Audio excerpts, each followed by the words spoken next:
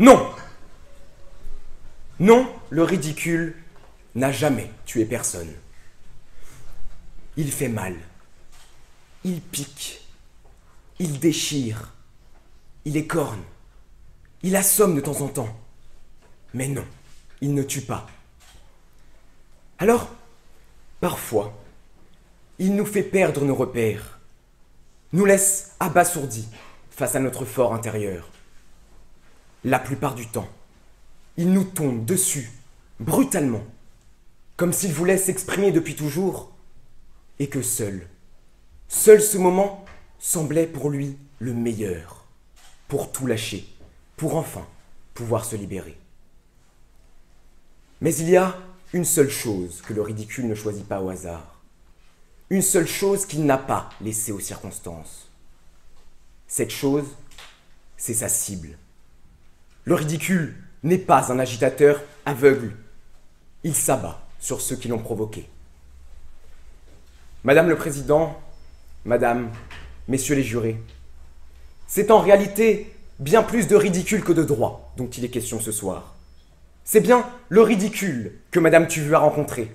C'est bien ce ridicule même qui est responsable de tout son mal-être. C'est ce ridicule que Madame Tuvu, dans un élan d'hypocrisie et de lâcheté insupportable, a voulu transformer en faute. Une faute qu'aurait commise M. Guardini. Non, non, il n'y a pas de faute. Il n'y a malheureusement dans cette affaire que trop de mensonges. Alors que s'est-il vraiment passé? Madame Tuvu profite depuis peu d'un espoir, que dis-je, d'une sensation de début de carrière inespérée. Mais comme dit la grand-mère de M. Guardini, una buena pizza è sempre il lavoro di un bravo uomo. Une grande pizza est toujours l'œuvre d'un homme bon. Cet homme bon ne tardera pas à entrer dans sa vie. Cet homme, c'est Fabrizio. Honnête, travailleur acharné. Non, non, M. Guardini ne fait pas partie de ce fantasme universel du séducteur italien sans scrupules. Il est différent, bien plus sensible, passionné. C'est d'ailleurs une immense tristesse qu'il ressent. Lorsque Madame Tuvu, aveuglée par la superficialité d'un monde qu'elle estime être le sien, met fin, dans un spasme de brutalité incroyable, à leur relation nouvelle.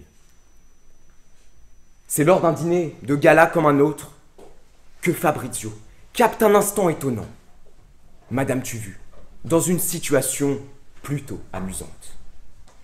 C'est ainsi que commença la splendide entreprise de manipulation et de victimisation signée Madame Tuvu. Cette photo décrite par mon contradicteur comme le mal incarné n'est en réalité ni réductrice, ni humiliante, ni dégradante. Ne nous méprenons pas et comprenons bien de quoi nous parlons. Nous parlons d'une photo montrant une femme pendant son dîner. Rien de plus. À la question « Pourquoi alors Madame Tuvu s'indigne-t-elle de sa publication ?» il n'y a qu'une réponse. Le masque, son masque est enfin tombé. Cette photo peut nous faire sourire, mais jamais sans dépasser le ridicule de la situation, jamais sans vouloir mettre à mal la dignité de Madame Tuvu. De nombreuses fois, la jurisprudence a tranché dans ce genre d'affaires, notamment en 2008, où la Cour d'appel de Paris a estimé que le droit à l'image doit céder devant la liberté d'expression chaque fois que l'exercice du premier aura pour objectif de faire arbitrairement obstacle à la liberté de recevoir ou de communiquer. Sauf dans les cas où une publication revêtirait pour elle des conséquences d'une extrême gravité. Permettez-moi d'abord de saisir le lien avec l'affaire qui nous occupe ce soir. Permettez-moi, dans le même temps, d'avoir des doutes sur les conséquences d'extrême gravité que cette photo revêtirait pour la vie de Madame Tuvu. En 2015, la France fut condamnée par la Cour européenne des droits de l'homme concernant l'arrêt d'Yvonne Hannover. Une affaire concernant la divulgation d'une photo d'un fils de souverain dans la presse avait été divulguée. La Cour a rejeté. En effet, en 2015, elle a estimé que les arguments avancés pour soutenir une atteinte à la vie privée, bien que pertinents, n'étaient pas suffisants. Difficile Difficile de penser autre chose en regardant la photo prise par M. Guardini. Difficile de cerner des arguments fondés en faveur d'une violation établie de la vie privée de madame. Le besoin d'être vue, d'être admirée de tous, que madame Tuvu exprime depuis longtemps, depuis qu'elle a défrayé la chronique en exposant son amour avec M. Mine du Fric, M. Guardini, aux yeux de tous. Cette volonté d'être toujours au premier plan montre qu'elle ne pouvait ignorer son exposition aux yeux de tous lors de cette fameuse soirée. La cour d'appel de Versailles, en date du 7 décembre 2000, a débouté la fameuse Marianne de 68 qui dénonçait l'utilisation lucrative de sa photo prise lors d'une manifestation étudiante par la presse. Une photo qui avait eu à l'époque de sévères préjudices sur sa vie familiale notamment. La cour a en effet estimé qu'elle ne pouvait pas ignorer les conséquences de sa participation et de son exposition à un tel événement et n'a donc pas interdit l'utilisation de la photo. Honte à ceux qui tentent de bâillonner injustement la liberté de communiquer, de diffuser des faits qui n'obstruent pas la protection de le principe de protection de la personne visée. Honte à ceux qui, dans une exhibition scandaleuse, remettent en cause l'article 10 de la Convention européenne des droits de l'homme. Toute personne a le droit à la liberté d'expression. Ce droit comprend la liberté de recevoir et de communiquer.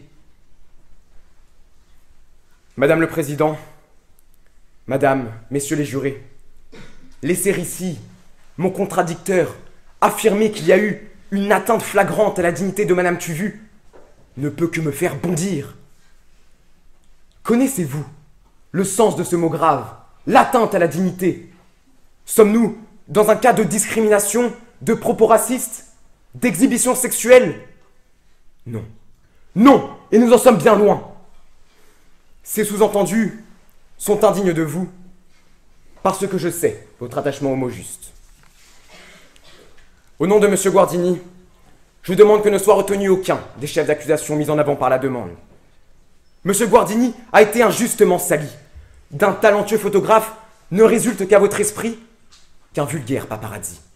C'est une honte. Qu'enfin nous comprenions qu'oser mettre en cause sans fondement la liberté d'expression restera toujours un danger pour nous et pour notre société.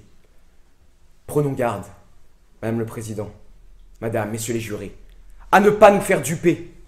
Parfois, le ridicule se montre puissant. C'est souvent lui qui pousse ceux qui en sont victimes à s'indigner. Mais ne nous trompons pas. Le ridicule n'est pas un bourreau. Il ne décide pas pour votre avenir. Sans doute, Madame Tuvu est-elle tombée dans son piège.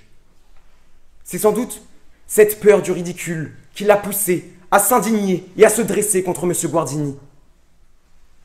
Sans relâche, il faudra que ceux qui portent atteinte, qui insultent, qui humilient, qui écrasent, qui bafouent, sans relâche, il faudra réagir, ne surtout pas laisser faire. Mais souvenez-vous, de ridicule, il y en aura encore.